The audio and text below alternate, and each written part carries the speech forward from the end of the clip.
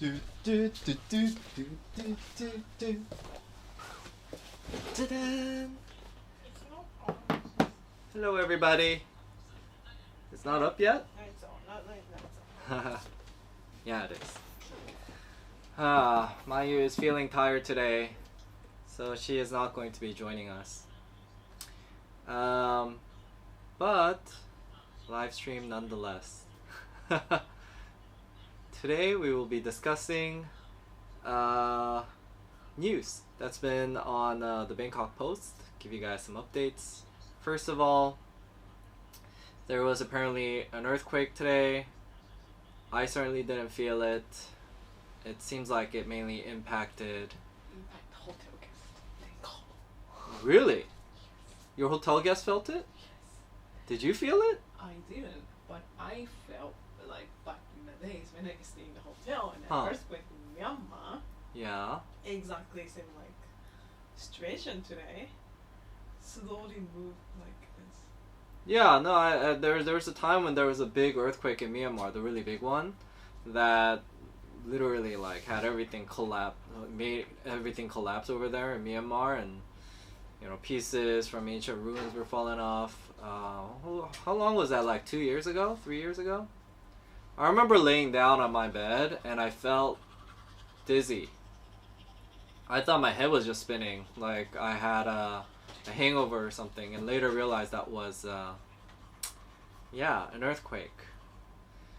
But I didn't feel it, but I was sort of sleeping at that time. I didn't feel it. This one was a small one. Generally earthquakes, they originate from Myanmar, so it's not a issue out here.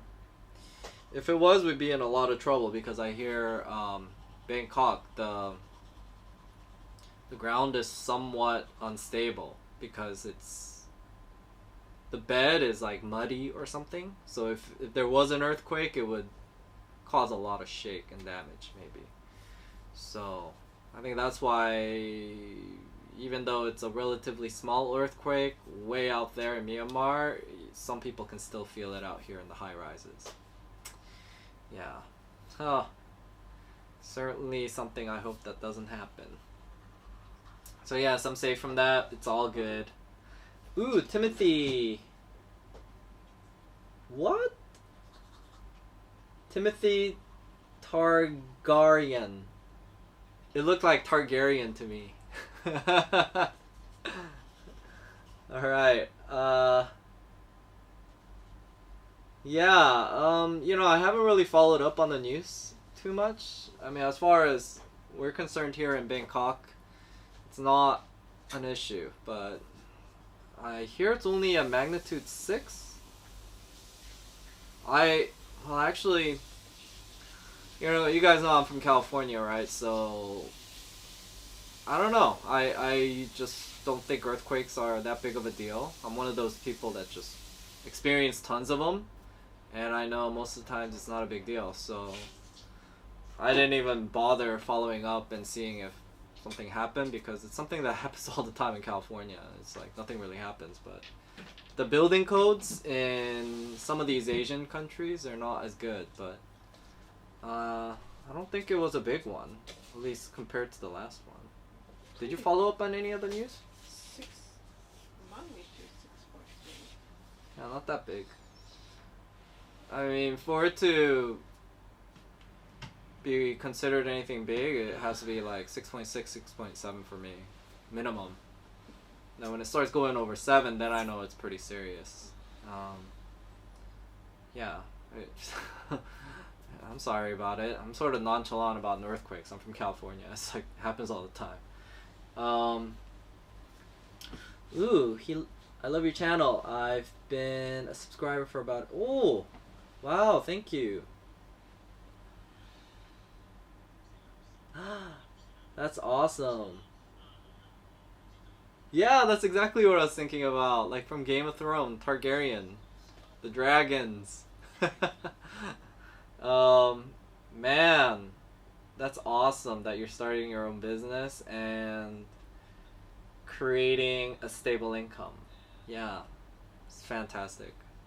it's something, if I saw someone like me ahead of time and I was inspired, that's what I would have done before I moved out here.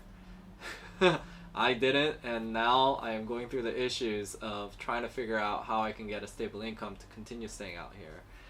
So I think that is a correct order to do it. I mean, even if you're not gonna move out here, I think it's always a good idea to have some kind of steady source of income, and preferably it's something that you're not depending on some company for. It's just going forward with automation and job security. It's nothing better than being your own boss. Ooh, Lawrence, what's up? What's up, buddy? So somebody call in. Somebody call in. I only see. Oh, actually, there's 6 people on here. Jeez. Okay, maybe it's because my subscriber for this channel has gone up since I've been using it for my walking videos. It's actually now has more subscribers than my Traveling Asia channel. So almost at 500. When we get to 1,000, I plan on doing these live streams from a mobile phone. Hopefully, the internet is reliable, since 3-4 years ago, the last time I tried doing that on my main channel, because internet was always shoddy out here. But I switched to AIS, and hopefully it's a bit better. Lauren says hi, by the way. Mayu. Hey, Lauren. Mayu's sleeping. And then she warned me last time that she doesn't want me to turn the camera on her. Like, when she's there, she wants her private time. That's what she said. So, sorry, guys. As much as I like to have her involved, I have to respect her wishes. Yeah.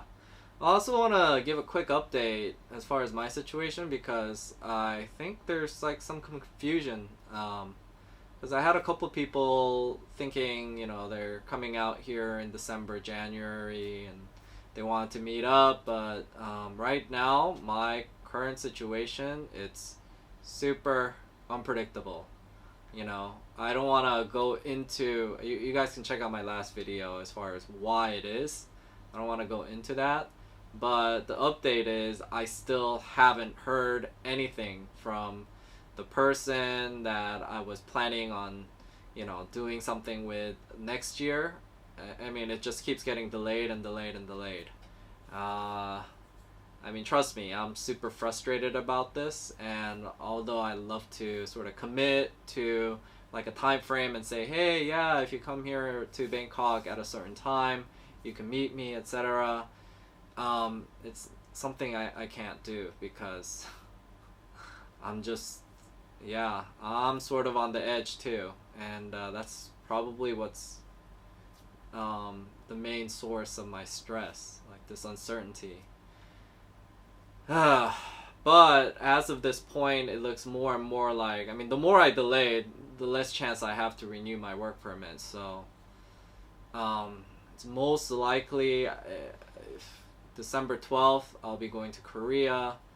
And if I do go to Korea, I don't see myself coming back to Bangkok until at least mid-January. And even if I do come back in mid-January, it's because I'll be doing something with this other guy that I'm waiting on. So I'll be doing a separate tour with him, and then trying to make some money or something,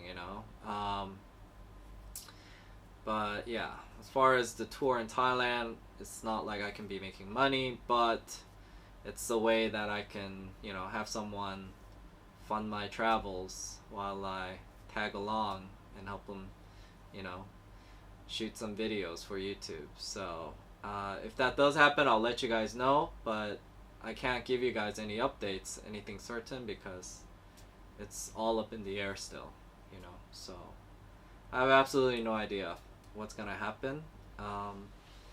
But it looks more and more likely that I will not be here mid-December to mid-January.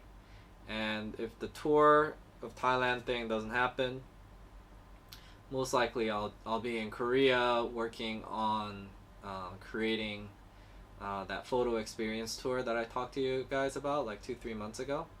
So I'll probably be in Korea. So all of you guys that are coming out here for like that winter vacation, it most likely, I won't be here. So if you wanna meet up, I think I won't know anything until,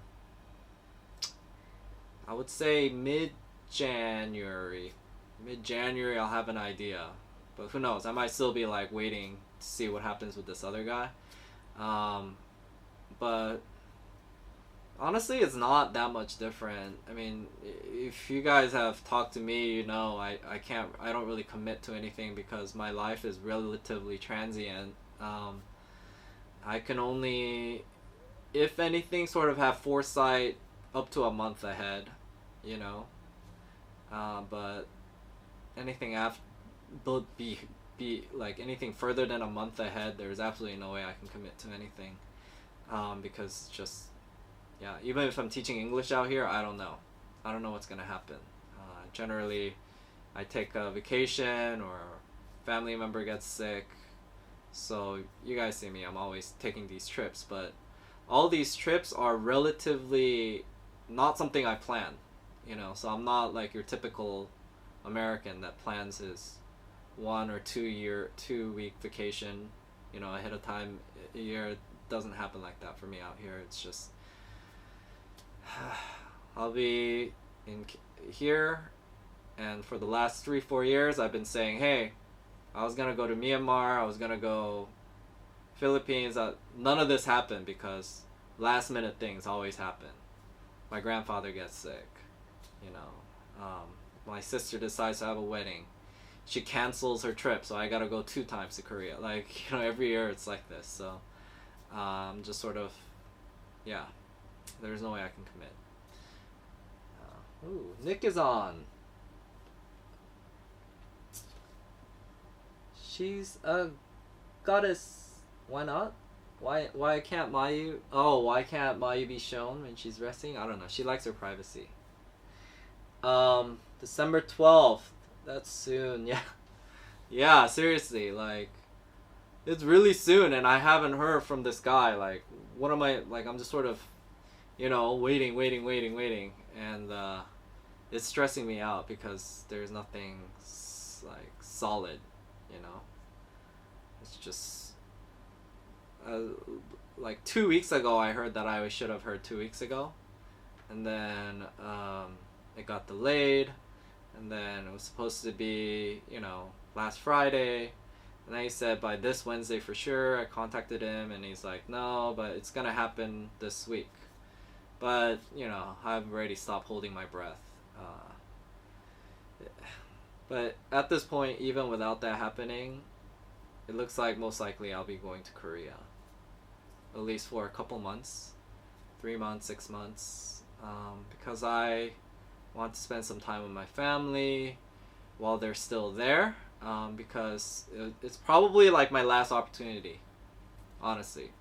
There isn't going to be a better opportunity for me to spend time with my family, because when my grandfather passes away, my grandfather is pretty much what's holding the family together. As soon as he passes away, our family is going to disperse. I mean, right now my sister is in America, but relatively everybody else is still in Korea. But if my grandfather passes away, my grandmother might be moving back to the countryside. My aunt looks like she's gonna take off to America. It's, the thing about my family is they're relatively transient as well. It's like, I'm not your typical like American, have my roots in good old Alabama for 3 centuries since the Civil War kind of people. No, my family is actually relatively comfortable being very transient. So I feel like this is the best opportunity for me to spend some time with them and just get it out of my system, no regrets, and after that I could be as adventurous as I want to be and not have any guilt on the back of my head that I never made an attempt to spend time with my family, which, I mean, means a lot to me. A lot of you guys already know. I never really grew up with family, so it's like it's different than most people where they grow up with their family their whole lives and then they sort of leave when they're 18 or 19. That's not how it worked for me. Like when I was like 5 or 6, you know, my mom and dad and me and my sister, I left all my family in Korea and we left. And even my mom and dad, they put me in a boarding school, so I never really grew up with family. So pretty much all my life, I never spent any time with my family. So it means a lot to me to be able to do that at least once in my life, when I have the opportunity to do so. I thought, you know, like everybody else, when I get older, I'll be able to do it, but, you know, it was a reality check. My uncle got stroke. I can never talk to this guy ever again. My grandfather got Alzheimer's. He only remembers me half the time. My grandmother's probably gonna pass away right after that. You know, so that's where I'm coming from, guys. Gotta head to work. I'll watch this later. Been watching your buying a condo in Thailand vid on your live. Oh, okay. Peace and love to you, MIU. Thanks, Timothy. Okay, mid-January. Yeah, I think most likely I'll be coming mid-January, but if I do come for that trip, I'll be traveling all over Thailand. There's like, for 3 to 4 months, I won't be able to commit to meeting any of you guys. I mean, if you are in town though, for sure, I'll make every effort to meet you, but, yeah, I mean, the guy that I'm partnering up with is even less committed than I am to like a certain time frame, you know? It's like sort of at the mercy of however that happens, which is stressful to me, but it's something I gotta do. It's like beggars can't be choosers kind of thing. What's up, Jack? For me, your departure is significant as your channel was my number one and it definitely influenced me in living here. But I get this. You gotta do what you gotta do. Don't think that I'm leaving Thailand per se. I mean, if anything, my plan is to live in Thailand more than even Korea if I do go there. As you can see, I only plan on being in Korea for a month, come back here for another 3-4 months. And then I'd go to Korea and then try to work for another 2-3 months and be able to come back here so I could, you know, travel for another 3 months. So, as far as the content, you may not see anything significantly different. But honest to God, guys, quite frankly, let me know what you think about this, but I myself don't really think there's much more I could add to the like daily living in Thailand type of vlogs. You know what I'm saying? Like it never really was my passion to just shoot daily mundane stuff about living in Bangkok, you know. But you know, that video of mine that was like why I live in Bangkok, Thailand, people liked it, and that's why, you know, I started to make more videos in response to some of the comments I got there. But now I've pretty much covered and addressed most issues, you know. Like lately I have not had any issues with, you know, much trolls on my channel. And if they are, they're just someone new, but all their comments, it's like things that I've already addressed. It's like there's nothing more I need to address anymore. You know, all the initial troll comments like, no, what you're saying is a lie, Bangkok is expensive. I did several cost of living videos. I put so many, like I put prices up for everything I did on all my stuff, even my travels, that I had people comment like, you know, it's like it seems like you're very stingy and cheap, that you put prices, like that's the extent of how people think, like, oh yeah, after they see my channel they know everything's cheap now. You can certainly see that living in Bangkok is enjoyable, and I've made, you know, plenty of guides for all the basic stuff you need to do, like getting a driver's license, getting a Tabien bond, TM30, etc., etc. And yeah, there's really not much else. I mean, I'm running out of stuff to talk about. you know. If anything, I feel like the stuff that I need to do more about Bangkok is more in regards to addressing people who are coming out here for only a week or 2 weeks and addressing the kinds of places they should be visiting or staying at. So, going forward, if I do move to Korea and I come to Thailand again to stay here for 3 months or 4 months, the types of videos I want to focus on shooting are more of the, like top malls to go to, top place to stay in Bangkok, like top kind of videos where it's very straightforward to the point, basic information. Because I feel like I've done lots of in-depth stuff, and I'll sort of use this channel here for all my in-depth needs and keep the Leaf Travel Asia channel more to the top stuff. So once in a while I'll shoot a walking video if there's a new neighborhood I haven't explored. I'll do the podcasts and such here and continue to do these live streams where I'll answer all your questions in as much in depth as possible. I'm doing exactly what you are planning to do, Ethan. It's Singapore, Bangkok, Singapore. It's been for the past 3 years. Yeah, for sure. Yeah.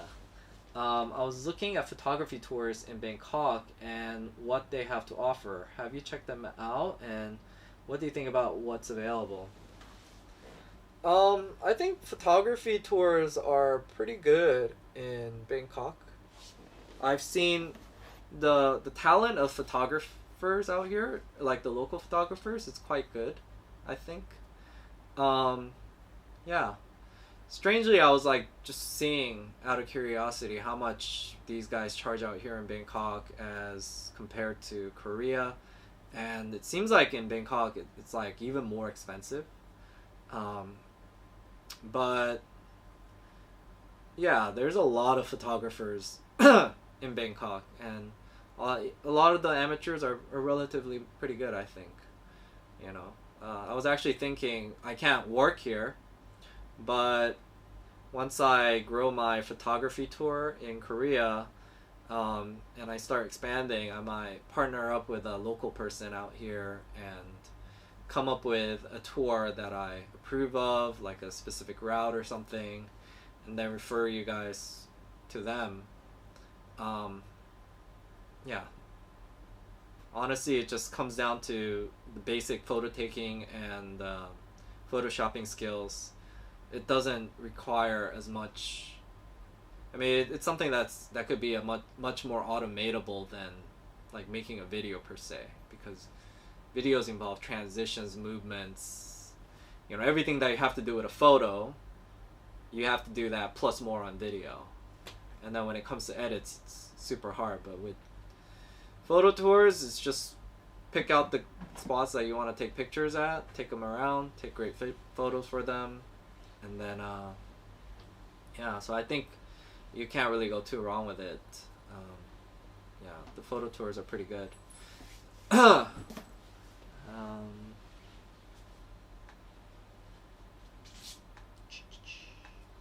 Jack, let me know. I might be interested too. Wow. Yeah, Nick, if you ever want to spruce up your Tinder profile one of these days, I can help you out there. Are you guys thinking of, do you guys have your own cameras, or you just want your photos taken, there's also like these photo walks where you take your own pictures too. But yeah, it's photos. As a matter of fact, I spent all day today editing my use photos.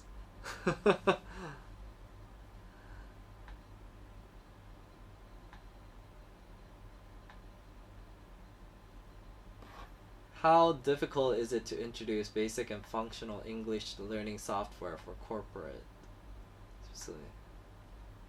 I don't quite understand that question. How difficult is it to introduce functional, basic and functional English learning software? Would be something that everybody would like. Yeah, for sure. So why would it be hard to introduce? I don't know. There shouldn't be any reason it'd be hard. Unless you're trying to make money from it. Then it becomes an issue. Ooh. Nick would be into the photo walks. I'll let you know if I ever, cause me and Mayu, we like to go out and take photos, whatnot. If you have a camera and such, and you want to join us, I'll let you know. I don't know when that will ever be. It might be months from now because I'm leaving. I'm planning on leaving on the 12th. There's just so much I have to do. Oh, I'm not gonna have any time to do any videos or vlogs. So, yeah, but that's one of the things I want to do. Just if I was really free, truly free, like if I had 3 months to myself here, I would totally be like going on very long motorcycle rides and photo tours. As strange as it sounds, I mean, even though I only work 3 days, it really, like, the other 4 days, you don't, it's like it's set. Monday is editing day, Thursday is editing day, live streaming day, so 2 days, like I said, right? And I'm always with Mayu. So, one of the days is already grocery day, chore day. And if I'm lucky, I don't have to do chores on the other days, so.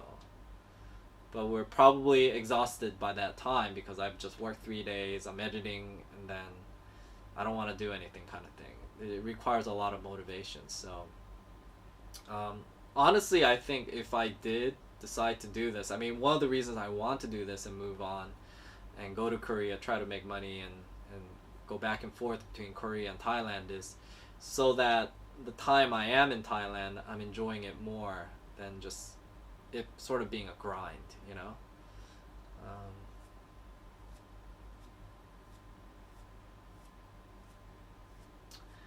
Yeah. Company formation and ease of doing business here in Thailand, in one word, is very difficult. So, yeah. I'm not the person to ask in regards to this. Let's just say when I first came to Thailand, I explored it. I listened to all the stories. I confirmed it from other people who have done business here. And quite simply put, it is not a very good country to do business in. Unless you have serious connections and a ton of money. And even at that level, relative to what you could be doing with those connections and money in other countries, it's still very, very difficult, So, yeah. So, this sort of leads me to one of the articles I just saw here. Dun, dun, dun, dun, dun. It's about some Chinese. A lot of people think, oh, only the, Farang, the Western tourists and such, get cracked down by the Thai authorities. But no, it's the same with Chinese or Asian tourists. Thailand is very, very protective of their economy. So, unless some serious changes happen, it's like the system is set up so that the Thai national will always make money. It's like always going up against, like, consider it a gamble. The house always wins, and the house is always Thailand and the Thai people. So, I think the only way to earn an income out here that is relatively reliable that I would do is just earn, a monthly salary. Don't be coming out here with pipe dreams of making it big doing business. It's very, very difficult to do that here, especially for people like us from America. where we expect things to be done by regulation per law. We expect things to be predictable. Just throw that out the door. In Thailand, nothing is predictable, and everything is like interpreted and relative to whoever you meet or the connections you have. So this is something that most Westerners aren't going to be comfortable with. If you're coming from India, I mean, you're probably more familiar with, you know, having to, use your discretion and understanding things aren't going to be predictable, etc. But it's still very difficult because the laws completely favor the Thai national, you know. So, in this article, 5 Chinese forex brokers arrested. So there were 5 Chinese foreign exchange brokers. So 5 Chinese forex brokers have been arrested at their rental office in Phuket. I'm looking at this rental office. It's not a real office. It just looks like a resort. Probably like a house. And they're not like dressed all, like they're dressed up in t-shirts and such, guys. Like here, you see? After the police were informed that a group of Chinese was doing suspicious business, they raided the house and found the 5 Chinese were trading in the Chinese yuan and US dollar, acting as brokers. They told investigators they entered the country with a travel visa and were hired to run the forex brokerage with various duties, such as foreign exchange trading, posting ads on websites and mobile applications, and some luring new members via the Line app. The 5 were charged with working without a permit. Their asset, including 5 laptops and 15 mobile phones, and transaction documents were seized. Yeah.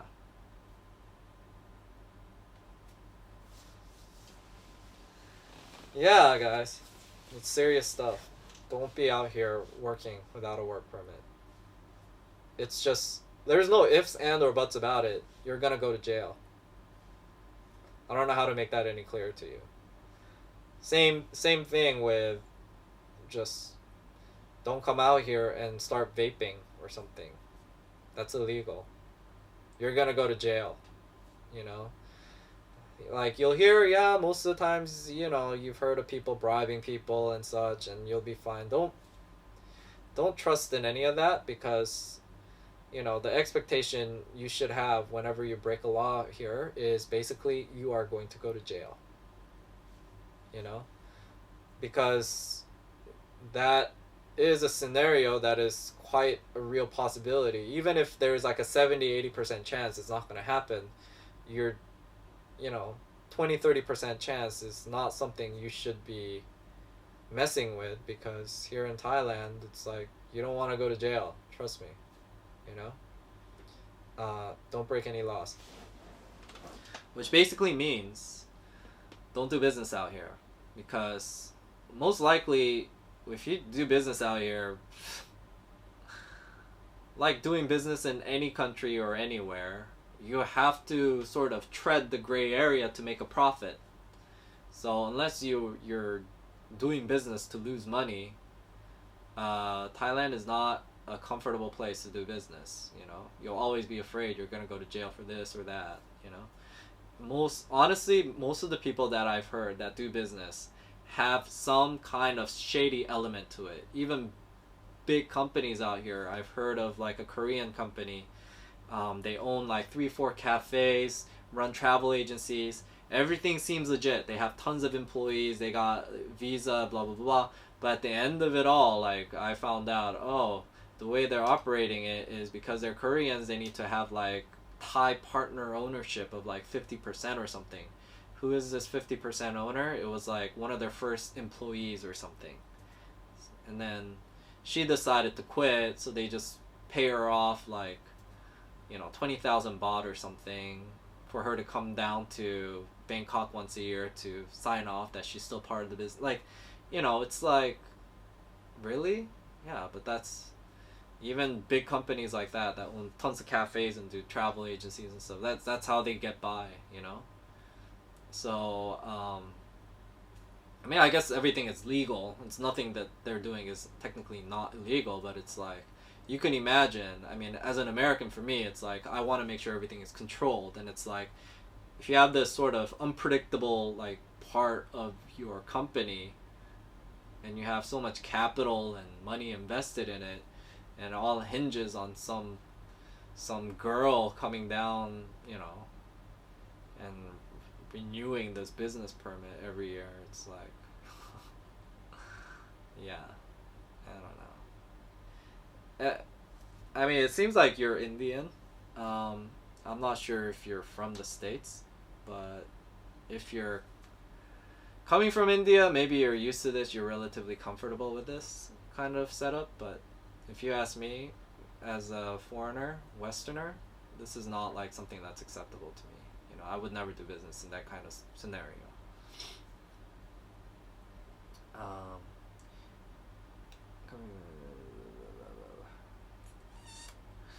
okay, so as far as doing business, my advice is if you can manage, don't do it.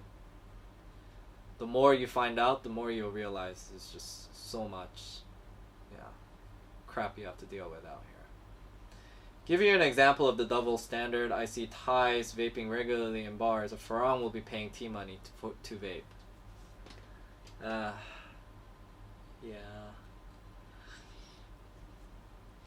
The thing about this is less about being Thai, but it has all to do with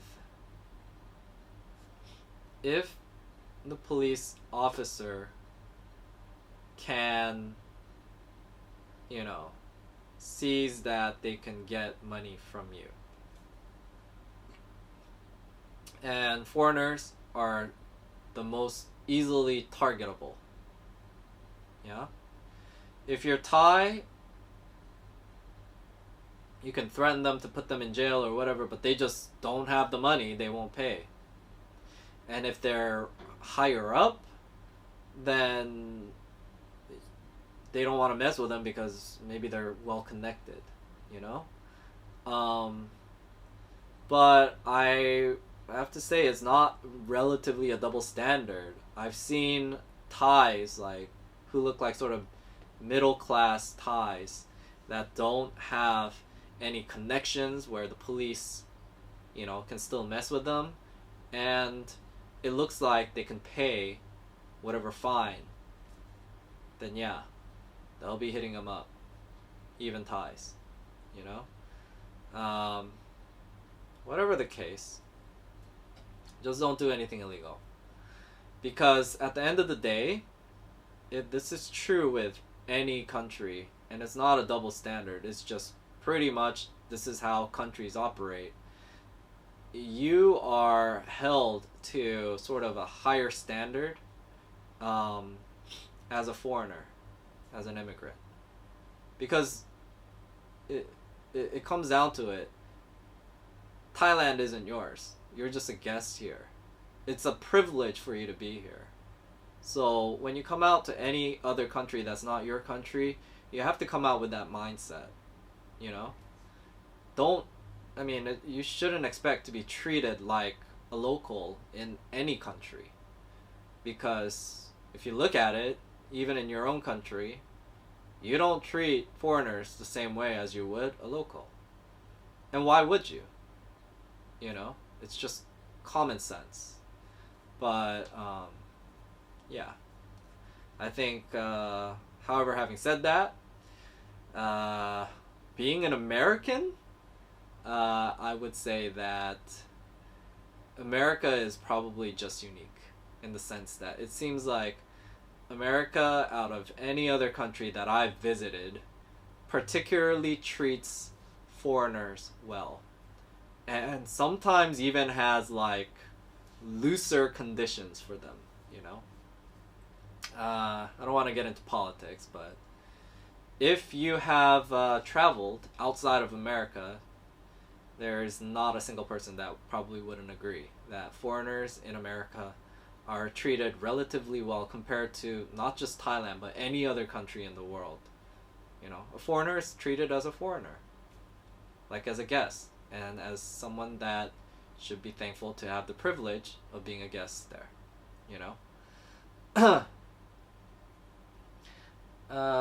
Two foreigners in Bangkok were taken to the police station because for flying a drone in a park. They were looking at 3,000 USD fine. A friend brought them food because they didn't have anything to eat. No license or permit for flying drones.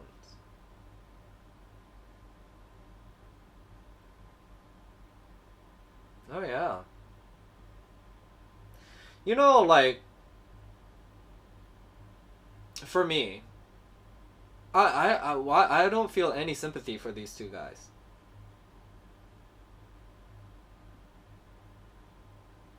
I really don't. Because 3,000 USD fine is seems like a relatively acceptable fine for flying a drone. Why do I say this? 3,000 might seem like a lot, but these guys are flying $1,000 drone.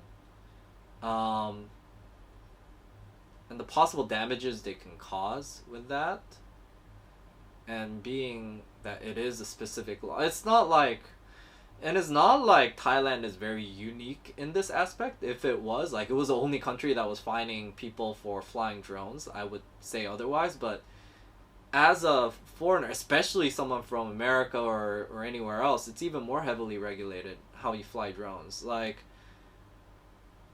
as a drone flyer, you have absolutely no excuse for thinking that there is not going to be any laws as far as flying a drone in a certain country, you know? So they should have done the research, and if they didn't, it's tough luck, but $3,000 is something they can afford, given that they're somebody that can afford, $1,000+ machine already. So it's gonna be a tough lesson, yeah, but yeah. Frank O. Oh, what's up, Frank? I've seen you before. I saw you on the premiere. Thanks, buddy. You're on the notification squad for both this and my Live Travel Asia channel. I appreciate that. Um, I don't think you're a Patreon, but it's yeah. It's like, even as a regular viewer, being on notification squad for both, I appreciate it. Yeah, I definitely remember you, Frank, from Germany. Remember, I was talking to you about I've never met a rude German, but you're like, yeah, they're rude Germans, especially in Berlin.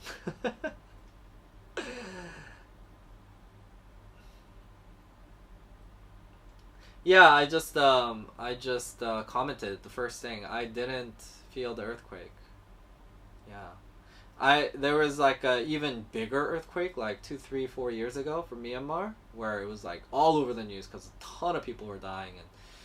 And all I felt here in Bangkok was I just felt a bit nauseated. Like, I thought I was hungover, like my head was spinning, and I found that it was just it's like when it wasn't like shaking. It was just sort of like this. Yeah. Yeah. You need to have insurance for drone licenses. You know. Where are friends in Facebook? I'm not a Patreon. Correct. Alright, buddy. It's cool. But we're friends on Facebook. Yeah. Um, what Thai food did you have for dinner? As a matter of fact, I didn't have Thai food. Generally, I don't have Thai food for food out here. Um, you know, do I have? Nobody's asking me any other questions, so I'll explain why. Again, Thai food in general. When I first came here, I used to have only Thai food, and then eventually my liver and my stomach started having issues, so I started to eat things that have less sodium or MSG. I'm not like one of those people that's anti MSG. It's just the Thais put a lot of MSG if you just eat street food and such. So generally now I just have Thai food when I go out, like as a special treat. But yeah, most of the time, me and Maya were cooking up like Korean or Chinese, Japanese food. Um, it's a bit healthier, more sustainable for health long term.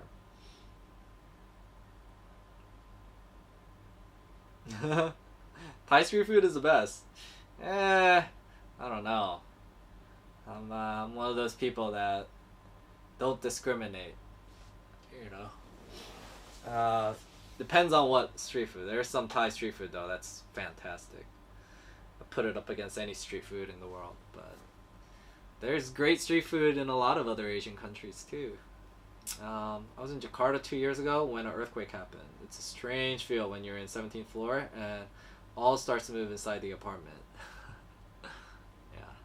I sort of mentioned this in the beginning of the vlog, but I'm from California, guys. So let's just say in California, I experience like 2-3 earthquakes a year. It's not a big deal to me. And this earthquake I hear is like 6.3 or 6. It wasn't over 6.5, and the epicenter was in Myanmar, thousands and thousands of miles away. Generally in California, I experienced like 6.5, 6.6, epicenter being only like a dozen miles away. So, well, not necessarily dozen. I'm sorry. Maybe like 50, 60 miles away. The biggest one I experienced right before I came out was there was one like it was in Fullerton. It shook so bad that it created a crack in the wall of my friend's home, and they had to like try to patch it up. And the wife was so scared that she wanted to sell this brand new house that they bought, and they're wondering how they could sell it because like the structural stability of this house is sort of messed up if you got a crack in the wall. Like, that's how bad it gets out there. And obviously these are brand new houses built to the best earthquake standards still. So like, yeah, I don't know. When earthquakes like these dinky earthquakes happen, I don't really pay too much attention to it, guys.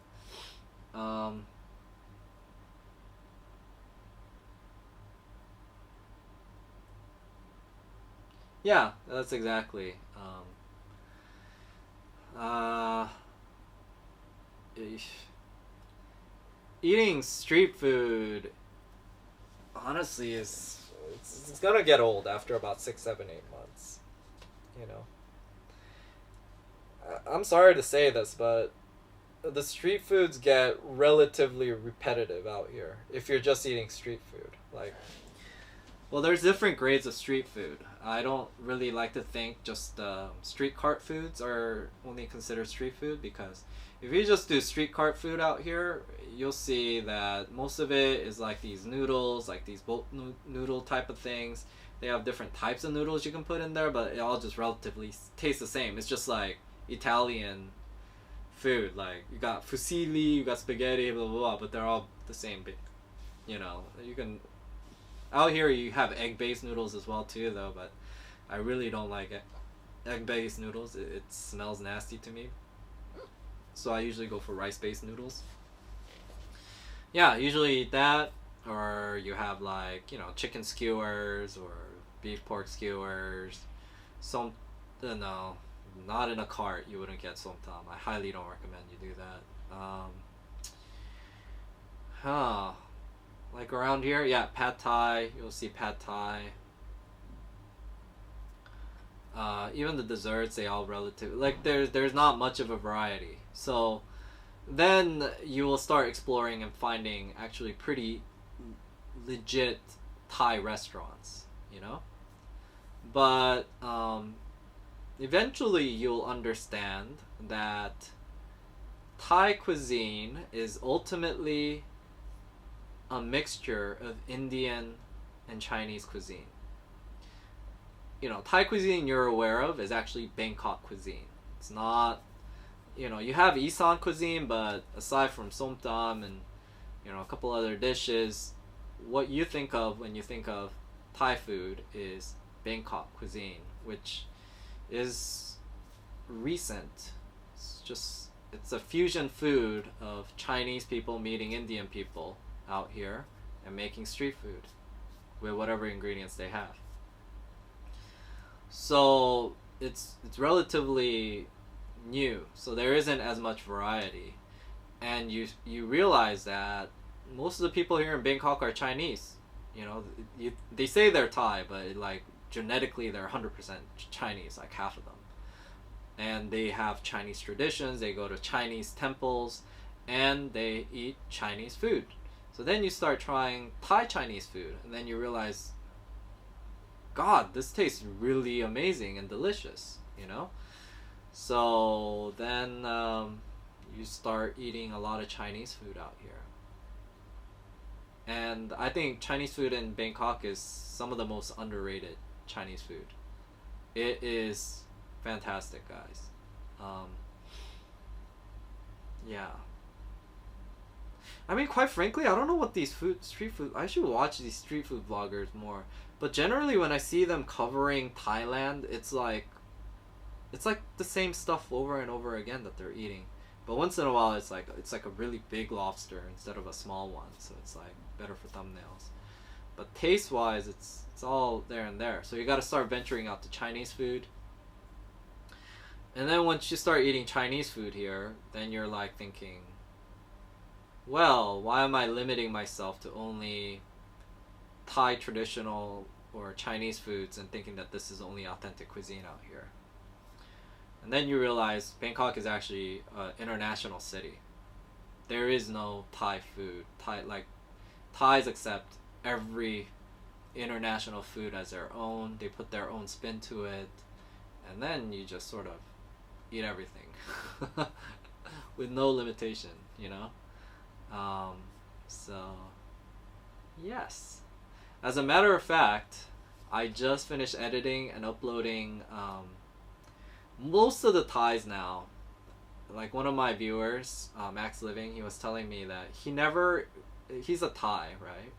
He says lately he hasn't been going out and eating Thai food because he just orders it on Food Panda or Grab Food, which is, you guys know of Grab Taxi, right? So Uber, so they deliver food now, and it's super convenient. It ends up being cheaper to get it delivered to you than you going there. Why? Because if I was to, unless you have a motorcycle like me, you get on a taxi anytime, the minimum meter is 35 baht.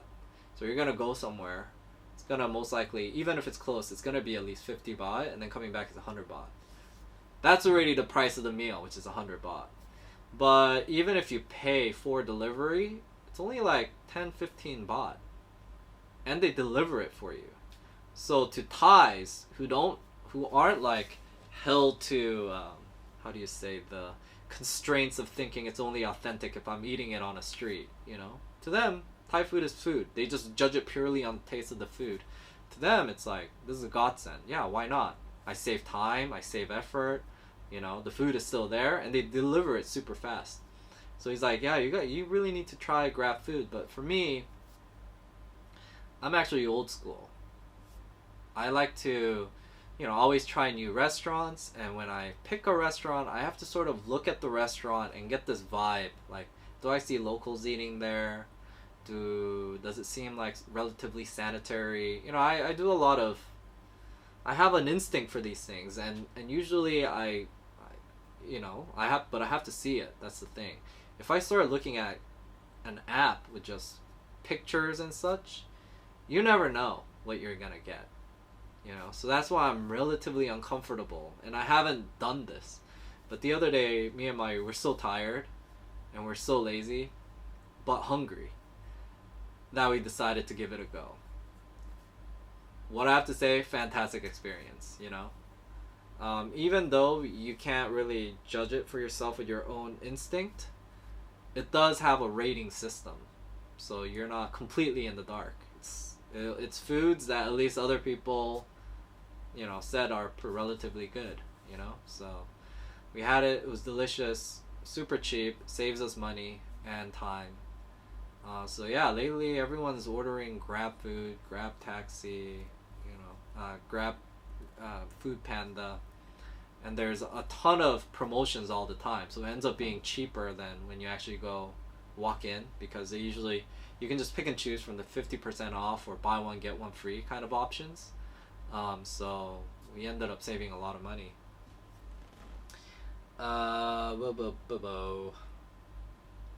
You should try the milk bread. Ooh, yeah, the milk bread is pretty good. I like that at Chinatown.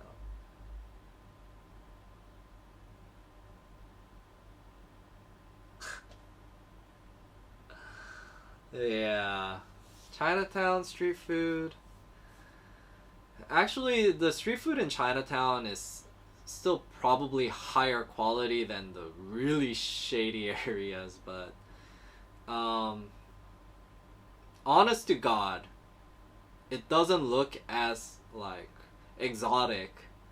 But if you just judge it purely on taste and price, street food at like Big C or like Tesco Lotus, like in the supermarkets or the malls, they are on average better value than street food like out on the streets. And if you don't believe me, look at who eats there. Okay? Look at who eats there. In Chinatown, you still have a lot of like highly regarded Michelin star street food restaurants that don't overcharge like J5. You'll still see a lot of Thais lining up and trying to eat there. Yeah? But where do the Thais eat street food? You don't see them eat it on the streets anymore. That's for the tourists. It's like to accommodate for your fantasies of being Mark Wayne. But Thais eat in malls, guys, where they have like running water, sanitary, dishwashing ability. And just because they're preparing at the mall doesn't mean it tastes any worse. If anything, it's better because they have, like a sanitary space to work with. It's not like, have you guys ever seen how these guys in the street carts, they clean dishes and cook their food and get their water? You don't wanna, otherwise you would never eat there, That being said, Chinatown is relatively good because most of the places are like hole-in-the-wall locations that are inside, like, already restaurants and such. Those are top-notch places, But you don't want to just go to any random street cart, guys. Just because you see other tourists eating there is not a good indicator that this is good. You have to look for where the Thais are eating, and that should be the only indicator as far as to if that food is good or not, unless you have other information to dispute that otherwise. Basil pork with rice, very common. Yes, I watch your channel and went to eat the Michelin at Supaniga. I still prefer street food, cheap and delicious. The Supaniga street food? No, I like that. I like that one. That was pretty good. I think it was like, that's more of an ambiance thing though, because that was part of my, if you remember, that was part of my Sky Lounge series. So you're gonna have tourists that's gonna want to come here and go to Sky Lounges. But basically when you ask them, it's like, well, I want a nice riverfront view, nice view, But if you go to these Sky Lounges, like the popular ones are, what is that one called? I forget now. Well, obviously Labua, and then the other one that everybody keeps, Banyan Tree, the one in Banyan Tree. Those are like the most overrated Sky bars, and that's the two that most people go to. The food, I don't even think about getting food there. It's just way overpriced, and Drinks are overpriced, but at least, you know, for the price of admission, pay 3, 4, 5, 600 baht, get a drink, um, enjoy the view, like sardines in a can, like cramped up with other tourists, like looking out, like acting like this is chill, but it's not. Um, but yeah, as an alternative to that, I think the Supaniga eating room is pretty good. The food was super clean. Ambience is good. Doesn't smell or anything. You're right by the river and you see Wat Arun. So that is the added value. As far as just going purely on taste, then I would recommend you find, you go to like the hole in the wall locations that we usually recommend. But you will see, Mayu is quite objective with her taste reviews. So I would recommend you consider our LTA experience score. Almost died once after eating the street food at Nana Plaza. The street food at Nana Plaza probably... Oh man. That is like the last place I would eat street food at. Next to those kinds of industries, if you know what I'm talking about. It's like, if it gets unsanitary in those locations, it's like, yikes. Yeah. I like a food court in Siam Paragon. The Siam Paragon food hall. Nice food, prices okay and delicious. Actually, the Paragon food hall, the price is the most expensive. If I had to just sort of give an all around good one, I would say. Well, actually, no. There's no way I can give an all around good one. It depends on the type of food you're looking for. If you're looking for like more like coconut ice cream, a bit like on the same level as Paragon Food Hall, and you want a selection of more Chinese type of cuisines, then I would recommend Central Ramen 9 Food Hall, Food Republic, or generally any Food Republics, even the Siam Discovery, which is the adjacent mall to Siam Paragon. I usually eat at the food court there before I eat at the food court at Siam Paragon. And I eat there quite a lot because I work at Siam Paragon, but I work over to the adjacent mall and I go to Food Republic there instead. The prices, actually the price is about the same as Paragon, but it's because the portions and the quality is slightly higher there. But if I wanted just like Thai food, then I would go to like Big C or Tesco. Those food courts, they don't look as fancy, but the taste wise I think they're just as good.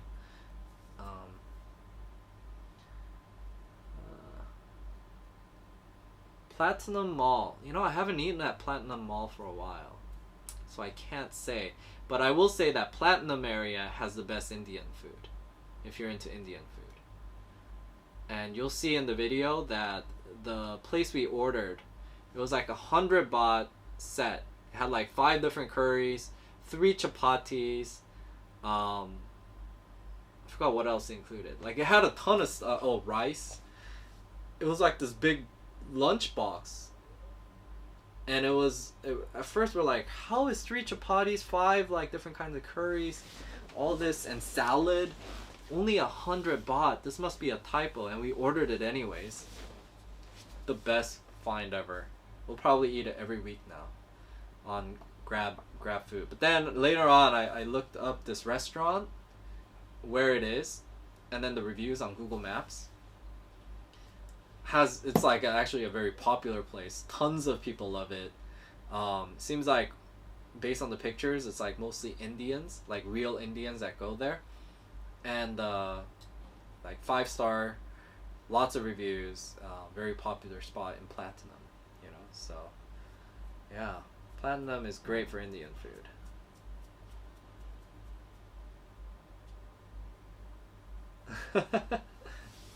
Yeah, I mean, if you're coming from Germany, or America or anywhere else, honestly, food out here, anywhere you go, is gonna be acceptable. But you'd be surprised. Like, if you're gonna eat at the food hall at um, Paragon and pay like, $2 to $3 for like a soup like that portion, then then I'm already thinking you should actually just go to a real sit down restaurant that specializes in certain cuisines, because it then becomes about the same price. And that's what sort of surprised me. In the beginning, when I first came to Thailand, I would, look for these cheap looking places because I thought this is where I will get a better value for my money, get the most bang for my buck. And then, once I started having like Thai girlfriends and such, and then they would take me out to restaurants that they eat at, and then I see the bill, I'm surprised. Oh my gosh, they're paying the same thing, but they're going to a restaurant, that specializes in these foods. What the heck was I doing, like eating cheap street food this whole time, So, about a year into living here in Thailand, that's when I sort of started discounting, the concept that only street food is true local food. Because, in my experience, locals don't eat as much street food as you might think, Like, real locals in Bangkok, they eat at restaurants. And it's not any more expensive, actually. And sometimes it ends up being cheaper. So, yeah, that's what I do. It's the same in Korea. Like, if you go to Myeongdong or whatever, all these vloggers are hyping up Myeongdong. And then they try all this street food. And I have to say, yeah, when I go there and I see how it's presented, the presentation looks good, but when I taste it, it's like crap. Like, they're using cheap, nasty ingredients, and they're charging twice as much as the same thing in a more local area of Seoul. But all these vloggers will go there and hype it up and make it sound like it's cheap, because relative to where they're from, it might be cheap. But, it's just like, that's one of the pet peeves of mine, because I've been like going to these places and then I find out, what? This place is crap, Like, I just wasted my time and money and effort going here. And maybe I wouldn't have known if that was the only place I tried. But after having lived here, like, that is like something I'm trying to like break. This concept that only street food that's dirty and on the street is gonna taste good. There is really good street food, and trust me, I rave about those, because if it's really cheap and good, then yeah, like the Michelin star chicken rice place in Platinum. That's one of my favorite like food joints. Period. I could eat that every day. But one of the reasons I like it is they stay true to their nature even after they got their Michelin star. They didn't jack up the prices. Chicken rice with oysters, a little bowl of soup, only $1.50 still. Doesn't matter if it has a Michelin star. You know what I'm saying? Like, it's good, and the taste is delicious. So those kinds of places I'll rave about it. But if it just tastes average, then I'm just gonna scrutinize the value on it, the price. Cause trust me, you come out here in Thailand, you live here as long as I have, you will have tried 50, 60 different pad thai street carts, and you will not be able to tell much of a difference out of like 45 of them, Only like about 5 of them will stand out. And those are the only ones I will really like say, hey, this is really good. But the other 45, the only thing that matters for those is how sanitary it is and how much the price is. Because it's the same frickin' taste. And if you know how these street cart vendors make their foods, you'll realize why it tastes the same. They're using like the same very cheap mass-produced soy sauce, the rice noodles that you get at Tesco. It's the same things. They're using pretty much the same ingredients So you can't really have much of a difference in taste variety for most, like, I would say 80-85% of the street food out here. You just pick the one that seems the most sanitary and the cheapest. If all of a sudden, but once in a while you run across something that's just like, oh my gosh, this is different, that's the only thing that I would cover. I wouldn't hype anything else up. It's like, street food is just street food. It's just normal food. It's everywhere now. That's there. Share with us what the restaurant's name. Which one? Oh, Platinum? Oh, the Indian food place? Yeah, I marked it on Google Maps because I was just making the video. So I'll be able to find it. This Indian restaurant, for 100 baht, you get a lot. And when you have only Thai curries, you start to crave like a different variety. Oh yeah, it's by the Bayok Sky Hotel, guys. You guys know Bayok?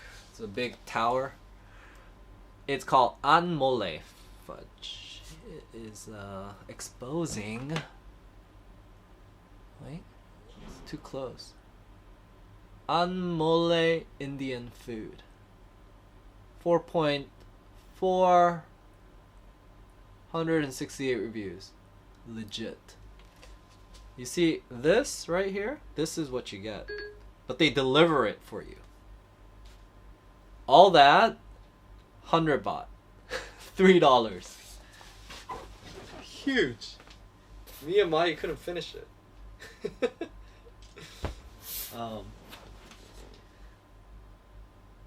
Yeah, that's what it is. It's called thali in India. And the craziest thing is, this restaurant, when I went to grab food, this restaurant, there is no other choice. Like, this is the only thing they sell. And it's like, what? It's called the thali set, So they have no other options for you to order. That's the only thing they sell. So these are the kinds of restaurants I know do well. I mean, if you guys have seen Gordon Ramsay's Nightmare Kitchen enough, which I used to watch all the time because I don't know, at my bank, whenever it's my break time, that's what was on. So I've watched a lot of Chef Ramsay's like Nightmare Kitchen, whatever. Let me summarize that show for you. He goes into a location. He finds things that are unclean, unsanitary, and he usually finds that they have too many menus. So because they suck at cooking, how are they gonna cook all these different kinds of menus? So what does he do? He goes in there. He tells them to start doing things more sanitary so cockroaches aren't around. Yeah, he's always like, that's the thing he like blows steam off. And then he simplifies the menu to only like 3 or 4 things. 3 or 4 things they know how to cook well. And then he spends money and renovates the place so it doesn't look like disgusting. That's pretty much how that's the same formula he uses for every freaking restaurant. So I'm a strong believer that a restaurant doesn't need to have like a lot of different things. The ones that I look for are restaurants that seem to specialize in just 1 or 2 dishes. Whenever I come to Asia, that's what I always do. I look for a restaurant that specializes in 1 or 2 specialized dishes, and the price looks good. Why? Because I know that dish is something they know how to cook well. I mean, I myself, as I go to a restaurant, am I going to try everything in the menu? No. I'm not going to try everything in the menu. I'm only going to order one thing off the menu. So it makes my decision easy, knowing that this is the best thing they can do. And having being that they probably made this for years and years and years, they're going to be good at it. And I'm going to get more for my money because it's economies of scale, right? I mean, if you have so many things on your menu, then maybe some people don't order this and some people don't order that, so you end up freezing it, or you're buying ingredients that spoil and such, so it ends up becoming more expensive than it's worth. So That's you know, Chef Gordon Ramsay has advised me to choose restaurants that don't do too many different kinds of dishes. I always look for guys that just specialize in just a few. It has never failed. They're usually very good. I mean, how could you be horrible at making only like two things? You know? Yeah, and they get it out to you really fast too. So you're not sitting around. And there's less of a chance of them screwing up your order. How could they screw up the order when that's the only thing on the menu? You know what I'm saying? Like, yeah, economy of scale.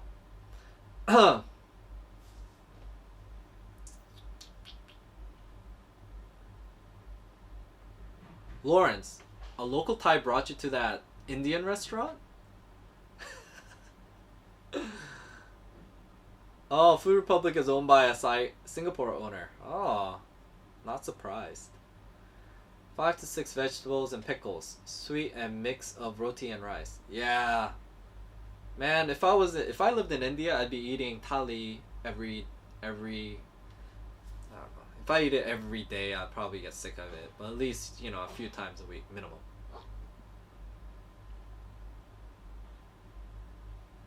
Please mention again. Maybe this is after the fact that I mentioned it, but I'll mention it just one more time. It's called An Mole Indian food. ANMOLE. It looks like, you guys know of Mexican food? Tres moles. It's like the creamy stuff.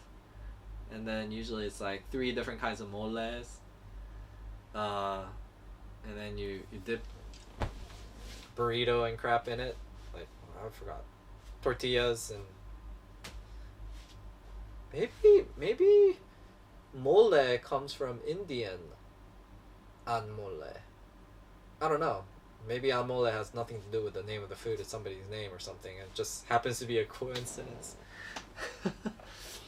I saw Yakun in Icon Siam. Okay, I guess that's Singaporean. Hey, Ethan. Ooh, what's up, John?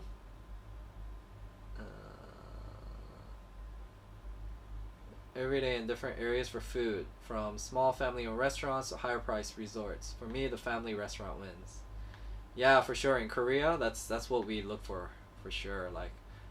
Like restaurants that have been run for like generations that specialize in like particular dishes. I was scared about the cold North Korean noodle soup for breakfast because we have different culture in Germany for breakfast. Just bread with some meat or cheese on it. Nothing big like these. Even Koreans don't eat cold noodle soup for breakfast, bro. There's something wrong with your friend. Yeah. Koreans strongly believe in eating something warm in the morning. It has to do with Eastern medicine. Generally, we don't think cold dishes are healthy for you. We only eat it like in the summer and such when we overheat. So cold noodle soup is generally like a summer dish, or as a complement to eating like something very rich and oily and fatty like Korean barbecue. So that's why we generally cold noodles with Korean barbecue, because it's a contrast to the sweet, fatty, oily taste of the meat. You get sour, vinegary, and spicy. You can make it spicy or not, but cold taste. Yeah, all Korean food is a complement. Naengmyeon is really a complementary food. It's like rice, but yeah, I mean, if you got iron stomach, it's good. But if I have something cold in the morning, I generally get diarrhea. Ooh, in India it means priceless. Anmole. That's a perfect name for it. Yeah, it's like so cheap. You have to go there, guys. Oh, good morning, tacos. Not true. Same ingredients, different tastes. It boils down. Who cooks it? Same ingredients, different tastes. Yeah. I mean, you could. Yeah. I guess that does matter a bit, but when it comes to stir fried dishes, if you put the same ingredients and you stir fry it, there isn't gonna be much of a variation. I'm sorry to say this. Now it's a bit different if it's like a pickled dish that we're pickling over months, or it's like we're baking it, you know, or even a grilled dish, like grilling meat. Very dependent on the chef. But when it comes to stir fried dishes, you really can't have too much of a variation on stir fried dishes, which is what most Thai food is, stir fried. So I think it's more reliant on ingredients out here than most other cuisines. So, for example, why do I not like street food pad thai over pad thai prepared at a restaurant that's more reputable? One of the main ingredients that street food pad thai relies on is cheap palm oil. And if you ever cooked anything with cheap palm oil, you know that that nasty aftertaste, chemically taste, lingers. There's no amount of good ingredients you can put in that good, crappy palm oil is going to ruin. You know what I'm saying? And generally, street food relies heavily on stir frying with palm oils. So this is why I'm very particular about it. I'm not a fan of palm oil. I don't know, guys. Maybe I'm being elitist here, but I can argue with anybody. Use any freaking other oil but palm oil. It's like there's no nutritional value to it. Like, it seems like it's the most unhealthiest oil that you could use, and it has a horrible after smell, like this chemically aftertaste smell. So the only reason I see, street food vendors using palm oils is because it's cheap. Yeah?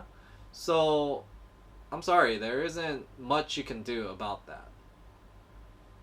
It's not like Koreans making bulgogi, which is like using cheap ingredients, but they marinate it with soy sauce and such like this, and then they,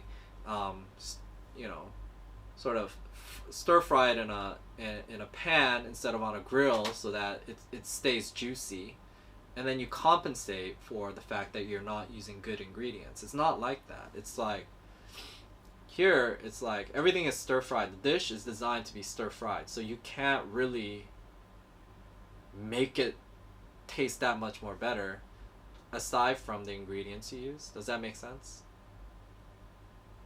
But I mean, depends on the dish, of course. Like, for example, like that J-Fi lady, she does a fantastic job of making that crab omelet. That takes some skills. It's not just stir frying, like you just put some oil in it, you put some ingredients, you just, anyone can do that. Even I can do that. It requires you to like create this omelet and heat the inside, etc. But most Thai street food isn't like that. Most Thai street food is just stir fried stuff. You just get a bunch of ingredients, throw it in there. I mean, you don't have to take my word for it. Go look at how they cook it. That's all it is. They have a bunch of Tupperware that's been sitting out in the sun, put a little bit of this, put a little bit of that, put a little bit of this, and stir fry it. Mayu can make these foods. She does, actually, and she makes it far more delicious, I mean, why? I mean, she obviously hasn't been making pad thai for as long as these street food vendors, but it's because we use better ingredients. So, depending on the dish, the ingredients could have a bigger impact than some. I'm not saying not all foods are like that. There are certain foods where the cook's ability has a bigger factor to it, but I'm sorry, but Thai street food is generally not very skill intensive. It's something that anyone can sort of cook up.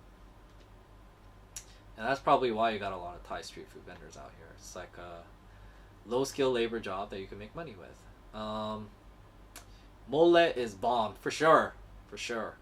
My favorite restaurant was City of Industry or Bell, California. There's this place called Tres Moles. So good. I mean, that was like when Google Maps first came out, and I was just like, I was doing some military drill in a base that I usually don't go to, but I was there and I'm like, what am I gonna eat for lunch? Oh, this seems like it has high reviews. I went there. It was like the best Mexican food ever, and and then I talked to my Mexican friends about it, and they're like, yeah, you actually tried legit Mexican food. I mean, true Mexicans, they seem to like sort of discount, what we Americans think of is Mexican food. They're like, yeah, in Mexico, we don't eat burritos and tacos every day, which is my idea of Mexican food. They're like, this is like true Mexican food. Like, my grandma will cook up moles and, blah, blah, blah. So I'm like, oh, okay, yeah. So it's super fantastic. Um,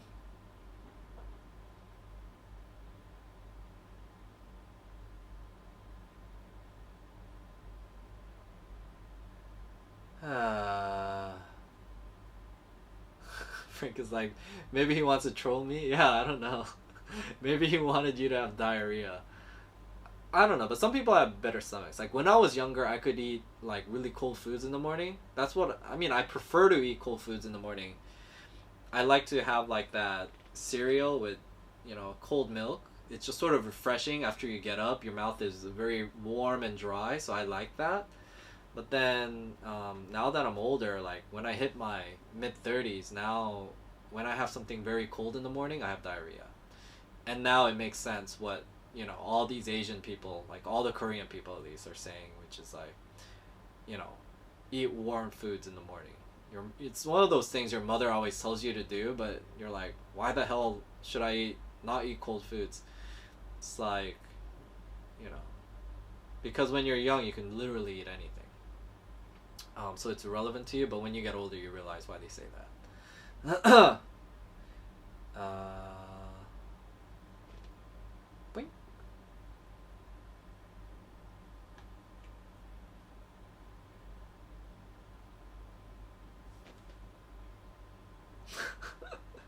A local brought me, ironically, to a fish and chips shop at Nana Plaza.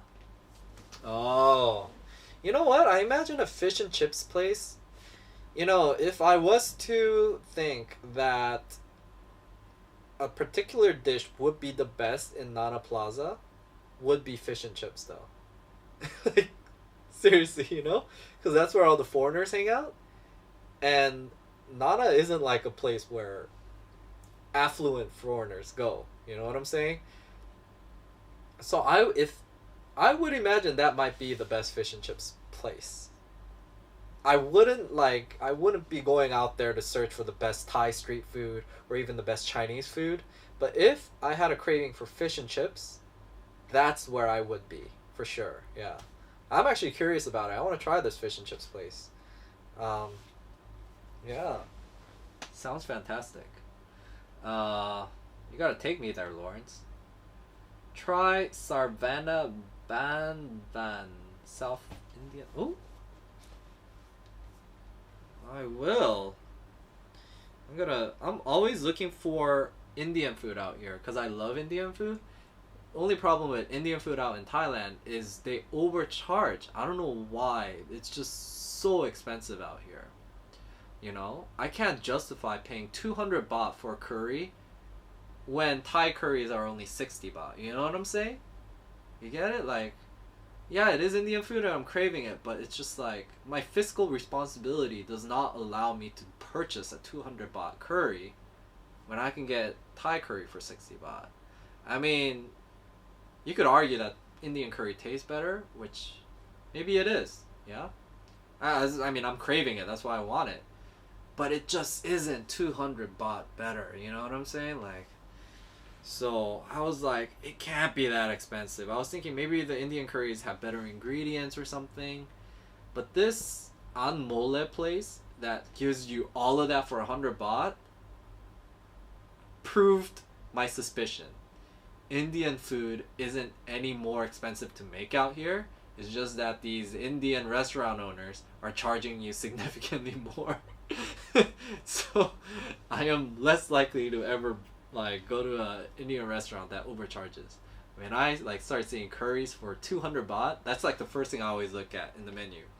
Like before I walk into an Indian restaurants for some reason have this thing of always putting the menu outside. So that's good. They have like a little pupil, like what my father used to preach at church, and then they have a menu. First thing I always go to, because I price compare, I go to like, green curry, yellow curry, or whatever, or masaman, and I see the price. If it's 200 baht, no. I just walk away. Alright, I'm gonna write this down though. Sar Van Baban. It's in Siloam. Wait, there's two. There's two locations, buddy. There's one in Siloam, and there's one closer. 12-3. Oh, it's this one. They're open. Oh, this looks so good. Oh, this looks more quality, that's for sure. Okay, I'd be willing to spend 200 for this set.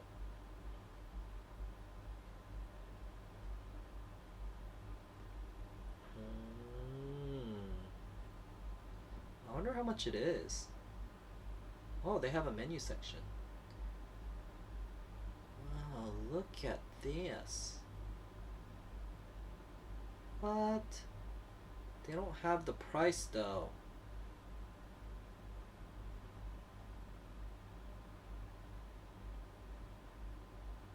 But I will say this looks fantastic. Thank you for... Oh, this definitely looks... Okay, I gotta show you guys a picture of this.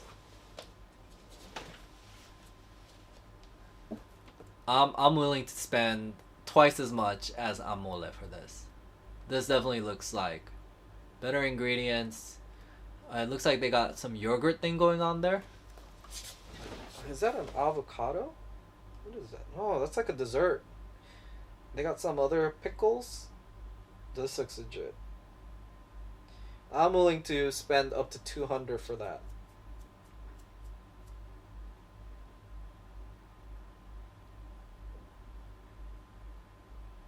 Where is it? No, directions. Basically, in between Asok and Prampong. I will make a mental note to drop by there next time I'm near that neighborhood. I will bring you mole paste when I come next week. Really? You're coming next week? That is awesome. I don't know what I'm supposed to do with the mole paste though. You just microwave it and then you just dip tortillas in it and eat it? That's good? My wife is Indonesian. We married 2014 and she makes so... Wait a minute, Frank? I know which Frank you are. You don't look like the Frank that I know. Are you the Frank in Indonesia married to your... Frank? Ah! You must be Frank Kerpiela. Oh, now I... Guys, sometimes I don't... Wait. Are you Frank Kerpiela? Why does this say Frank O? I don't know. But that's the Frank that I see quite a bit on Facebook. He's always liking my videos, commenting on it when I post it on Facebook. For sure. Then I remember. She makes delicious food that my weight gained 25 kilos instead. She is rice addicted. Nearly every food she made, it's done with rice. Actually, I lose weight when I was in Bangkok because we eat less rice. Interesting. Yeah. Yeah, I like rice too. Like, generally, like, rice is a compliment, you know? So, even if something is super spicy or super sour or super salty, you eat it with rice and then it just... You can make the perfect mixture of that rice with whatever main dish it is, so that once it's in your mouth, it's exactly to your liking. You know what I'm saying? Instead of, I think Westerners have like a tendency to have very bland food, and then they compensate it with either salt, pepper, or chili Tabasco sauce. But here, like, I don't know, generally with Asian dishes, condiments aren't as much of a factor, at least in Korean food. We don't like to insult the cook by adjusting the flavor of the dish that they created. But it is served with rice and other like kinds of complementary dishes that we pick and choose to eat to create the preferred, combination that's to our preference. Because everybody has a different preference for taste.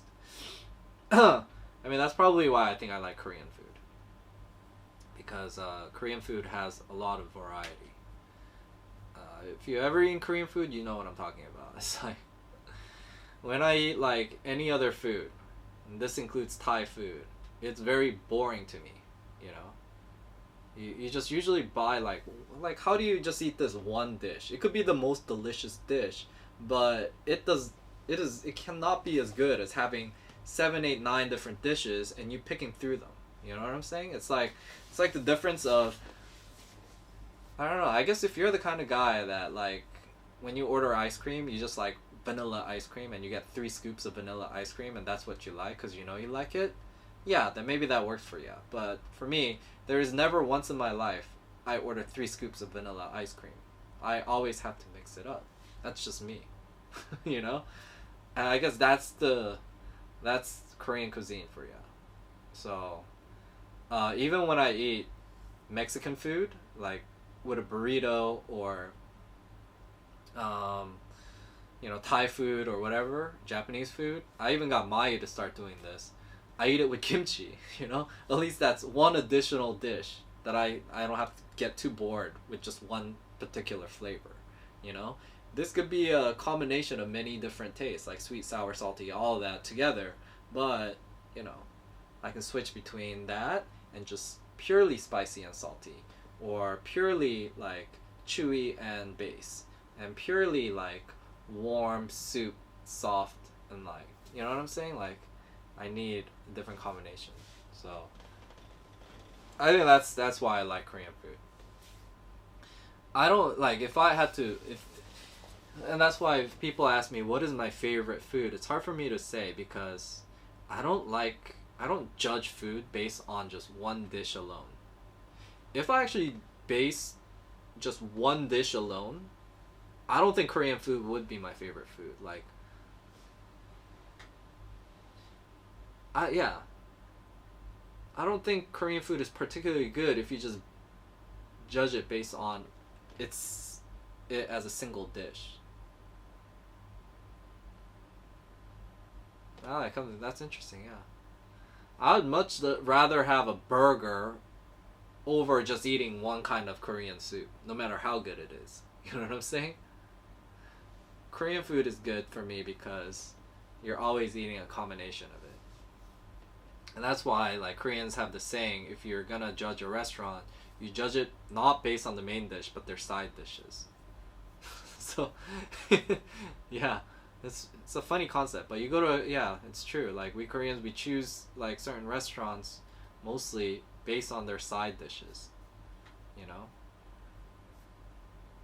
Like, I expect this, like, grilled fish to taste pretty standard, like a grilled fish. But their kimchi, and then the water kimchi, like, the 5 different kinds of kimchis, they better taste good, And the rice, it better be cooked perfectly.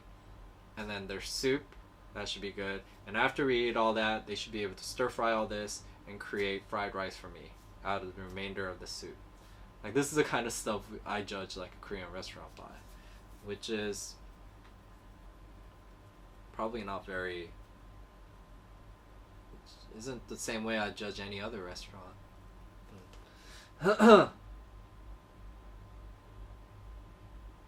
Ooh, a lot of comments. Stir fry depending mainly on control of fire and quick techniques like Chinese Kanto cuisine, wok breeds of the dragon. Oh. Generally with noodles, when it comes to science, when you're cooking spaghetti, cooking Korean noodles, anything, yeah. It's a combination of getting this from very hot to cold. That's what creates the elasticity in the food itself. So, Chinese wok, you have super duper hot, pan, and then I guess it's relatively primitive. They flip it up into the air so the air cools it and then it goes back down. You keep doing that. But I don't know, guys. I guess maybe Koreans have taken this another step. When like the top Korean noodle restaurants, now what they do is they have fans like that run right above the, so they will cook it, and like Korean noodle, I saw this in a Korean noodle restaurant, like, so it's this strange thing, like there's these really cheap aluminum like pots, and Koreans consider this a pot to cook Korean noodles. For some reason when you cook it in that pot, it tastes good, but it's like this really cheap $1 like aluminum pot. It's super thin and it gets super hot. And then there was some scientific research done on this, and the reason why it tastes good was a scientific reason, because you create the most elasticity in your noodles by this going from hot to cold temperatures. So this other restaurant took it a step further. They install these huge ass fans right next to the stove, so it blows cold air, yeah, right over what you're cooking onto the bottom, and it's super sizzling hot. So they'll put the tops, get it boiling, right? That's why you don't want to put a noodle into a water that's not boiling, because then it becomes like very soggy and mushy. You get it super hot, and then you drop the noodle in there, and then and then they would like keep like getting the chopstick and going up and down, so the noodle is going into a very hot and cold cycle, and it ends up tasting super delicious and chewy. So yeah, I mean, stir frying, I guess you could get very technical with it, but trust me, like, most of the Thai street food vendors out here, I'll tell you, like 45 out of 50 of them have no technique. The stir frying they do isn't even on a wok. It's usually like a grill, like a flat piece of metal, and they get 2 spatulas and then they're doing this with it. You really can't get better, So it honestly depends on the dish, and I still stand by it. Thai foods, I think ingredients trump technique in Thai foods. I'm not saying that is the same case for everything.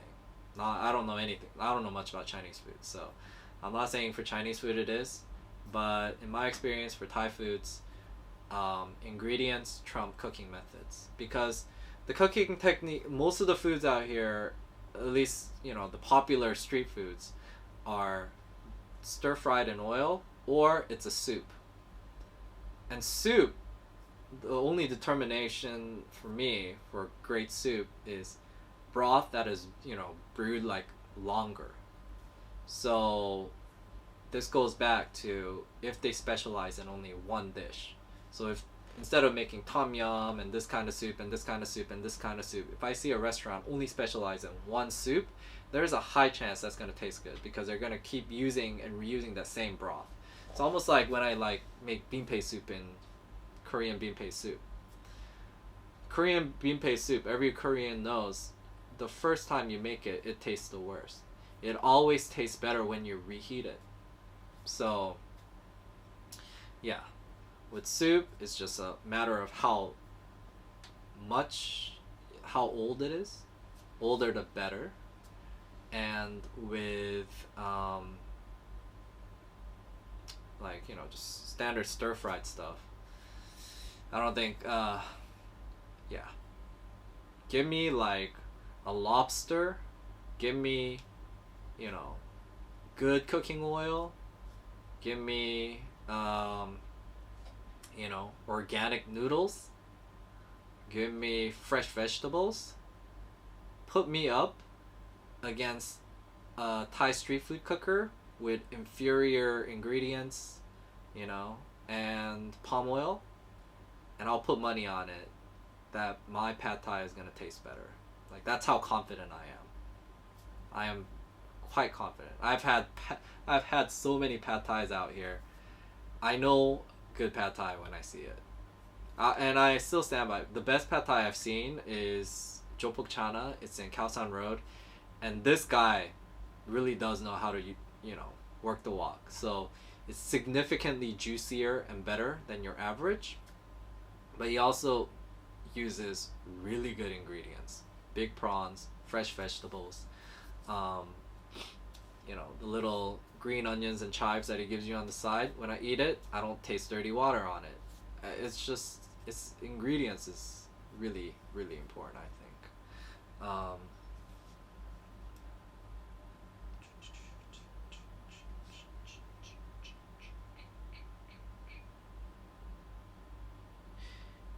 As for South India in Thali.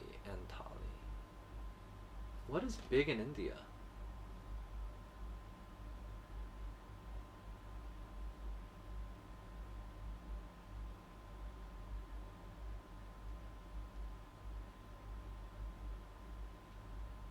Oh, that's awesome, buddy. Yeah, you just get the paste, add water, and boil it, and add chicken or tortillas. Even I can make that.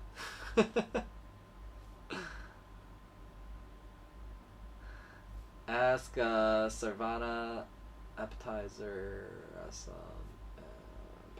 main course. Go for thali, generally unlimited rice, and go for coconut sweet with South Indian coffee. Ask Sarvana appetizer, rasam, and papad main course. Go for thali, generally unlimited. Oh, okay. When I go there, I'll go for thali, the South Indian thali. Variety is the spice of life. Mix it up. Absolutely.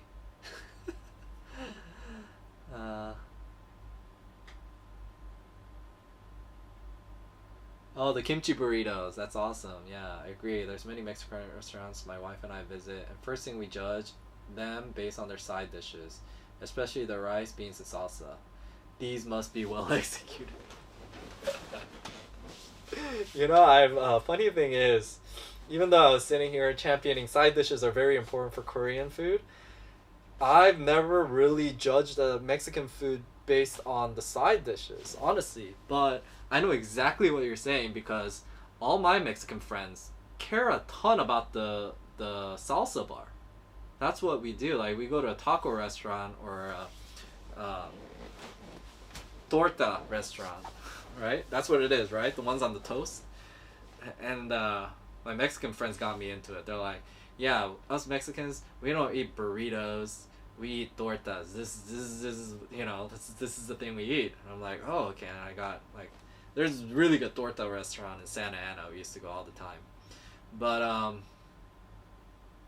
they would definitely go. Like first thing they do to check out is like they go to a salsa bar, and they look at it. I'm like, dude, what? I'm like, salsa, and I'll taste the same. So I wonder if that's what they think about kimchi. Yeah. Oh, it's interesting. Sure. Yeah. Oh man, that's what I missed. The one thing that's really hard to get out here in Bangkok is good Mexican food. I mean, the Korean food isn't the best out here, but the thing that's most lacking is good Mexican food. I honestly think, and I've been saying this whole time too, that if somebody makes a really good Mexican food restaurant here in Bangkok, it is gonna do really well. I've been saying this for a long time. And but it doesn't happen. And then one of my students, she works for the company that brought in Taco Bell, and I said, and she was concerned like if Thais would like it, and I'm like, Thais would love it. Thais love things that are spicy. Thais love things that have like meat in it. Like who wouldn't? This is like the perfect meal for Thais. Like based on their palate, they should prefer Mexican food over hamburgers and French fries, which we have plenty of out here, and they're completely successful. I was 100% sure Mexican food would do good. So they opened up a Taco Bell, and then they were planning on opening up another one like 6 months down the road. They opened another one 2 months down because it exceeded everyone's expectations. And this is just Taco Bell we're talking about. So imagine you had a real Mexican taco joint out here, or a real Mexican burrito joint out here. But I do realize the main problem with this is that Mexican food relies on one particular ingredient that's very expensive out here, which is avocados. The avocados out here, the local Thai ones, taste like crap. And the imported avocados, ridiculously expensive. So this drives the cost up. So it ends up where, I have gone to pretty decent Mexican joints, but a decent burrito is gonna start costing you upwards of like $10 without guacamole. So this is the issue with Mexican food out here. When I go back to California, that's like, it's like many people are like, oh, I miss In-N-Out.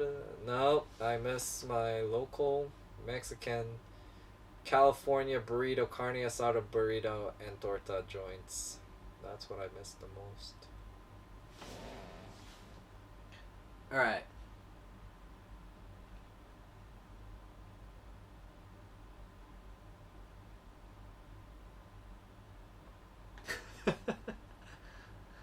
Tacos are bomb. Tortas, the Mexican burger. Yeah, for sure. No, salsa is not salsa. Many different styles and techniques. But very simple to make too. Most of those places just rush the process and don't care about it. 89 Tacos Restaurant. Yeah, I mean, if somebody came out here and did a Mexican restaurant, yeah. There's a really good burger joint out here done by some Americans from Wisconsin. Really good. It's like better than what I have in America. So I don't really miss burgers. But there's no real good Mexican place.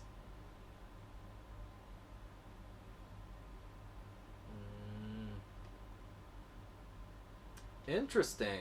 Palm oil has stability at high temperature. Oh, I don't know that there was a reason for using that other than it's just cheap. Well, obviously, it needs to be cheap. Isn't does oil need to be stable? I mean, don't we just get it burning oil and just like the main point of it is just to like fry it up? Or maybe it just completely burns the oil. I've never seen them cook it that. The only person that I can really say makes her wok so hot that the stability of the oil may matter over maybe olive oil or something would maybe be like J5. I mean, as overrated as that place is, if you see how she like uses coal and all this fire everywhere, and even just standing like 5, 6, 7 foot away from her, I feel the heat, and I understand why she has goggles on. That's like the only person I've ever seen really cook at such high heats. I haven't. In general, most of the vendors out here don't cook it that hot, you know? What? Siloam Complex has best burritos. 150 baht.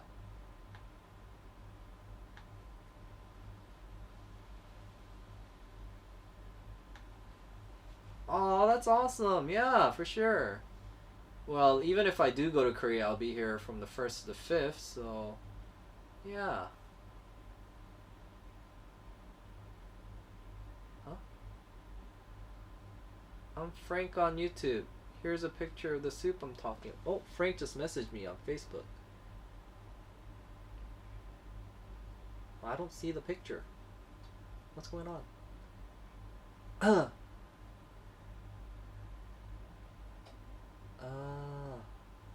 Okay, okay. A lot of people messaging my on Facebook. Okay, I'll check this out later. I gotta respond to you guys.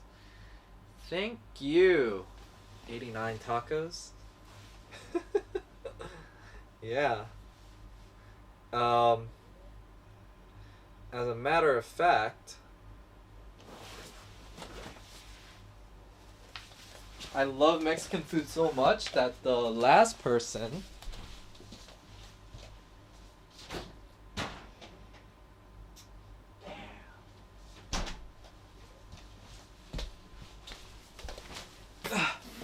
that my last Mexican brother got me some of this. I love this stuff. I don't know, maybe this is unbecoming of an Asian of me to say this, but I actually prefer this hot sauce over sriracha. I know this is gonna be blasphemy for many of you, but yeah. I mean, I like Korean gochujang as a paste because it's sweet and whatever. But when I'm eating Western foods, I generally prefer my tapatio over sriracha. Yeah. Look, somebody got me 2 bottles and I'm almost this is my second bottle. This is what I like always have out here. This is the only way I can have a bit of California back here in Bangkok.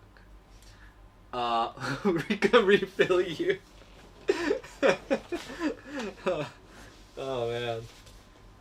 Yeah, that'd be cool. So yeah, guys. If you are gonna ever move out here to Bangkok, Thailand, something you should get are the sauces of your choice. That's very important. Like I mean, if you really search for it, I think you can buy tapatio sauce.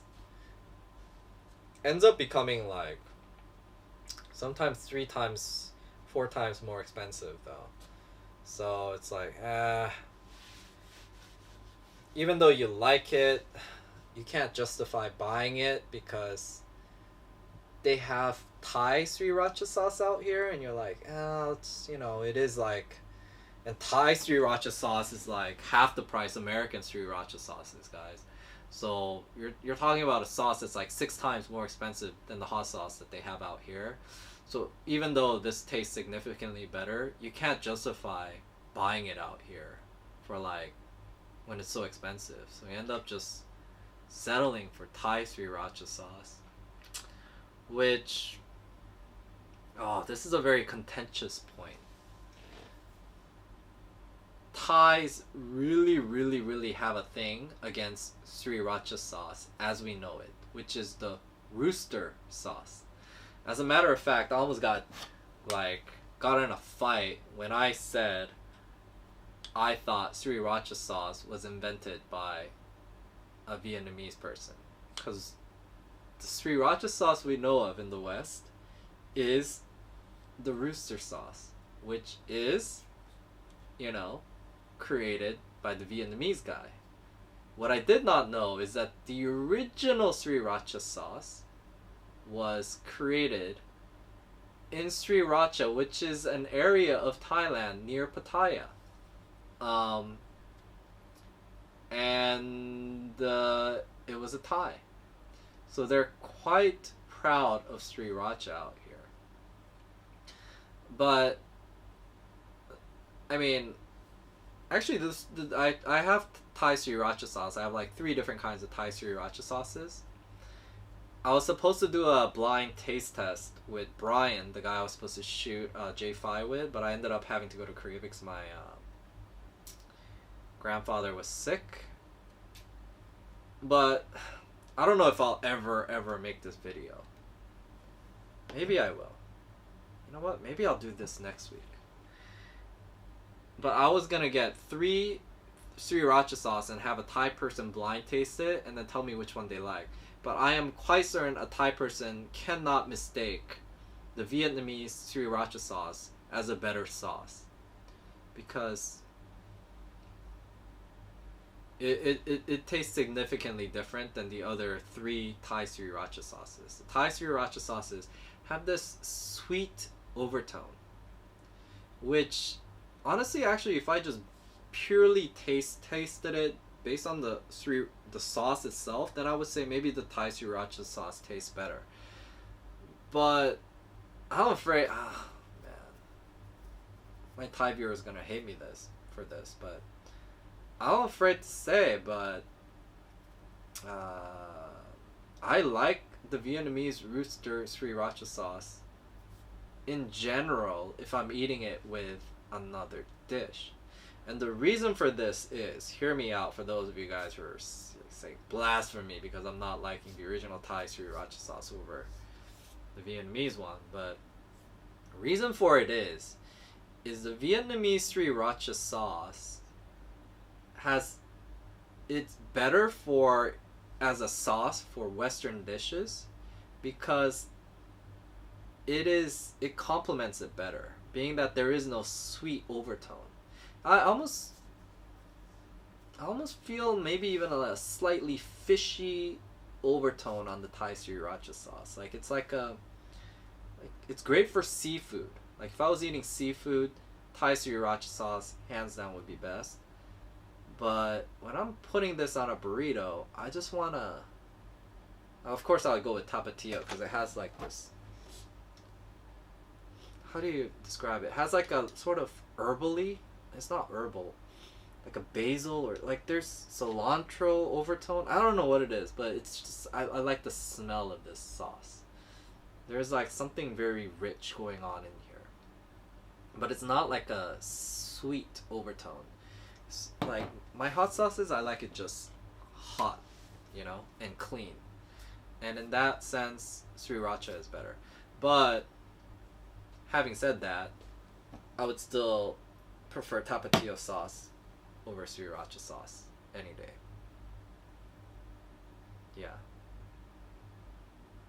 As a matter of fact, in most cases, I usually like Tabasco sauce over sriracha sauce. Because Tabasco sauce is an even pure, just vinegary, spicy taste. And actually, I like Tabasco, I don't know if you guys have tried, but they have that, I forgot what it's called, the green one. It's based on the Mexican sauce. The green Tabasco sauce. I really like that. Okay. Okay, Nick, good night. Why don't we leave Tuesday night for Phuket for our honeymoon? Oh man, you're married? You just got married? Congrats. Then we'll be in Bangkok and finally in Chiang Mai. Oh, okay, yeah, that's interesting. So it actually does burn the oil. That's not good. That's very informative. Thanks for now I see why they use now I see why they insist on using what's it called? Palm oils. I love Thai sauces, but I hate the Thai black version of ground pepper. It's absolutely disgusting. I don't think I've tried the Thai black version of ground pepper, or I've tried it and I just never thought twice about it. Mayu is sleeping, and Mayu made it a point for me last week that she does not want to be like in the video when she's in the bedroom side. She wants her own private time. Alright guys, I gotta get back to editing now. Responding to the comments on Facebook. Oh man. Oh yeah, Frank. This is naengmyeon. Cold, and you had the spicy version too. That is like the last thing you should have for breakfast.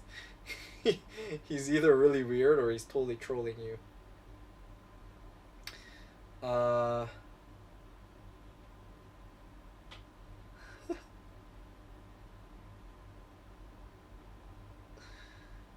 uh. He's showing me pictures of the Korean hotel he stayed at, and it's a love hotel. Um, this has been my experience that in Korea, if you want to go to a normal hotel, like in Thailand, they're super expensive. They're only like big chains out there, like Marriott, blah blah blah. A night is gonna cost you $300-400 and up. There just isn't a value version of like a Western style hotel in Korea. So if you do want like $80 to $100 range hotel in Korea, in Seoul, sorry, because in other areas hotels are cheaper in Seoul, that ends up being love hotels, which are basically designed to be like places you just hook up with a girl. So they have like very interesting setups and such. Um, and a lot of them they smoke in there too, so it's just like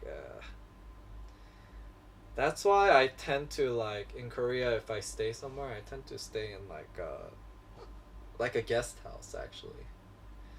It's not like a doesn't have hotel check-in and whatever, but as far as the size, how it smells, just the cleanliness of it, it's acceptable, especially at like the price point, because it ends up being $20 to $40.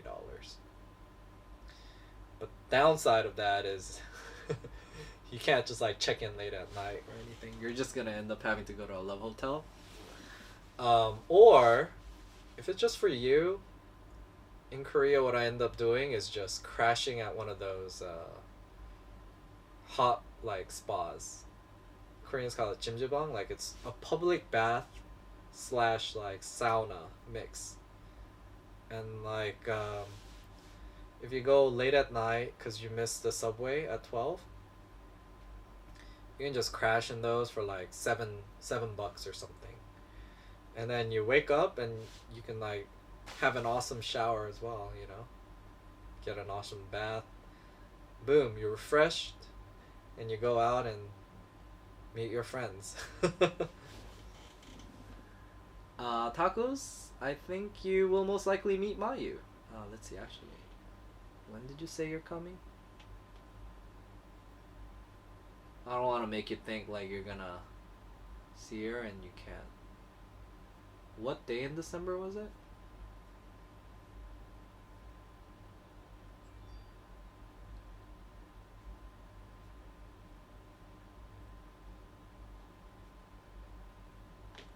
But oh, you know what? Kimchi tacos are good, but I will tell you my own secret kogi mango habanero taco recipe. It's my own secret recipe, but it is approved by all my Mexican friends as the best taco. So the way you get this is you go to a Korean market and you get the bulgogi, right? And the reason we did this because if you go to a carnitas, is that what you call it, carnitas, a Mexican butcher, and we try to get marinated meat, I found out it's actually quite expensive. You go to a Korean market and you get their marinated beef meat, it's actually quite cheap. It's like half the price of Mexican carnitas or whatever. So then me and my Mexican friend, we like went to like a local, Mexican butcher, and we're like thinking about getting marinated like pork or whatever, and we're like beef, and we're like, God damn, this is expensive. Let's just go to the Korean market and get the Korean marinated meat, and create some Franken tacos. Well, this is where it started because we're cheap.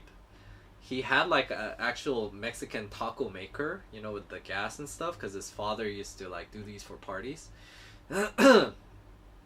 So he brought his Mexican taco maker over to my place, And we went to the Mexican butcher, and it was expensive. So we went to a Korean market. And the Korean market I recommend you go to is Arirang Market. But if you can't find Arirang, the H Mart, or I think they call it H Mart. H Mart is okay. But you get the marinated beef. And it has a sweet soy sauce flavor. Not very soy saucy. It's more of a sweet caramelized flavor. We used to make it in the Mexican taco makers, but I found that just stir frying it on your regular frying pan works better because it retains the juiciness, you know? So you just put it on a frying pan, get another frying pan, and then you toast the little tacos a bit. And I recommend getting the small, you know, tacos like this big. And then we kept it very simple. We got cilantro and we got onions and we diced it up. And then this is what actually makes it unique. And this ingredient came about because of an accident.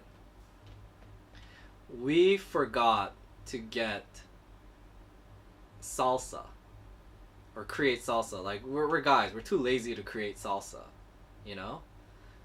And we thought this wasn't adequate enough. So what I had in my fridge, because at that time I had a Vietnamese girlfriend and I broke up, so I haven't been eating it, but it was in there, was sriracha paste, not sriracha sauce. There's a difference between sriracha paste and sriracha sauce. Sriracha paste is like in a little jar and you actually see flakes of like the peppers in it. So we used that instead. So, you know, regular grocery store tacos, tortillas, the small ones. Corn, you know, I like corn, but I guess you can use anything. But I think it tastes best with corn tacos. Korean marinated beef, barbecue, cilantro and onions, diced, and sriracha paste. It's gonna be the best tacos you've ever had. And if you want to top it off, get some mangoes, dice that up, and make it, you know, gogi. What would we call it? We called it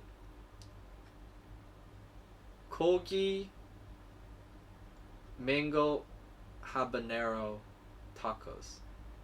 Is that what we called it? Mango habanero kogi tacos. Something like that. It's good. Yeah. Have one for me. You know, when I go to Cali, I actually cook it up every time I go there because you can't find it in a restaurant. This is my own secret ingredient. And I have a taco party. Yep.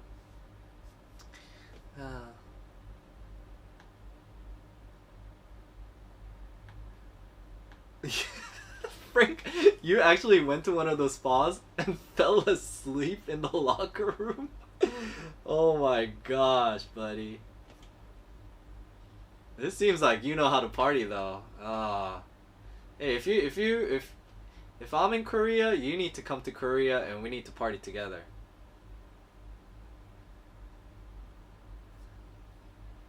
2 December to 5 December. Let's see, when is that? What day is that? Okay, yeah. Most likely you'll be able to see her for sure.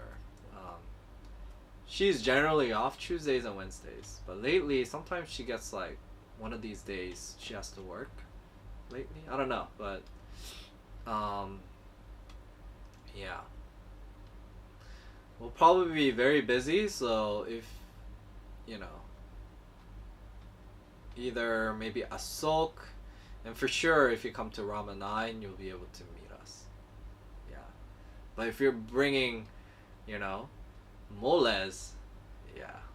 I'm trying to meet up with you guys. What? How'd you lose your friends?